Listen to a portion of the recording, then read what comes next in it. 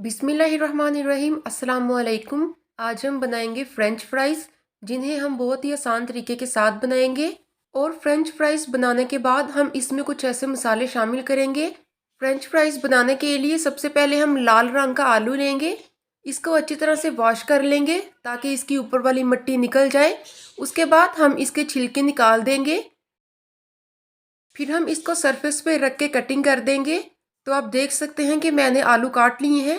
इस तरह से आपने लंबे आलू काटने हैं, ज़्यादा मोटे नहीं होने चाहिए वरना गलेंगे नहीं। बस इसी तरह से जैसे मैंने काटे हैं इसी तरह से आपने काटने हैं। अब हम इनको अच्छी तरह से वॉश कर लेंगे।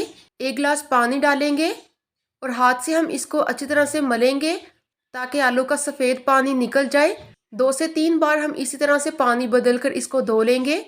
अच्छी तरह से धो लेने के बाद हम इसको छलनी में डाल के रख देंगे ताकि इनका सारा पानी निकल जाए। जैसे ही आलू का सारा पानी निकल जाएगा तो दोबारा से इनको बोल में डाल देंगे और इसमें डालेंगे कॉर्नफ्लोर यानी कि मकई का आटा। मैंने हाफ कप कॉर्नफ्लोर लिया है। बोल को पकड़ के इस तरह से आलू को उछालेंगे ताकि कॉर्नफ्लोर अच्छी तरह से सभी के साथ लग जाए। चम्मच के साथ इतना अच्छे से नहीं लगेगा जितना इस तरीके से लगेगा। तो इस तरह से इसकी साइड को चेंज करके हम उछालेंगे। अभी मुझे लग रहा है कॉर्नफ्लोर थोड़ा कम है तो थोड़ा मज़ीद और डाल देंगे। कॉर्नफ्लोर डालते हुए आपने इस बात का ख्याल रखना है कि आपने ज़्यादा नहीं डालना, बस इतना ही डालना है जितना कि सभी फ्राइज़ अच्छे से कवर हो जाएं।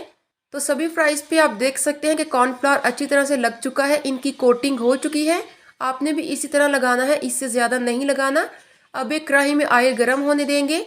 मीडियम फ्लेम पे हम ऑयल को गर्म करेंगे, बहुत ज़्यादा ऑयल गर्म नहीं करेंगे। चम्मच के साथ हम इसमें फ्राइज़ को डाल देंगे। हाथ से नहीं डालिएगा वरना आपका हाथ भी जल सकता है। कोई भी चम्मच लेकर हम इनको अलग अलग करेंगे ताकि आपस में ना चिपक जाए।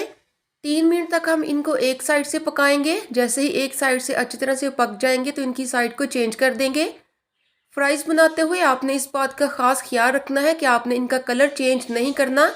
इनको बस इतना ही फ्राई करना है कि अच्छी तरह से गल जाए। अगर आप इनका कलर चेंज करेंगे तो ये ब्लैक कलर की हो जाएंगी, क्योंकि हमने इनमें कोई मसाला नहीं शामिल किया। इसलिए बस हम इनको पकाएंगे। जैसे ही फ्राइज़ पक जाएंगी तो हम इनको छलनी के साथ निकाल देंगे और एक प्लेट में रख देंगे।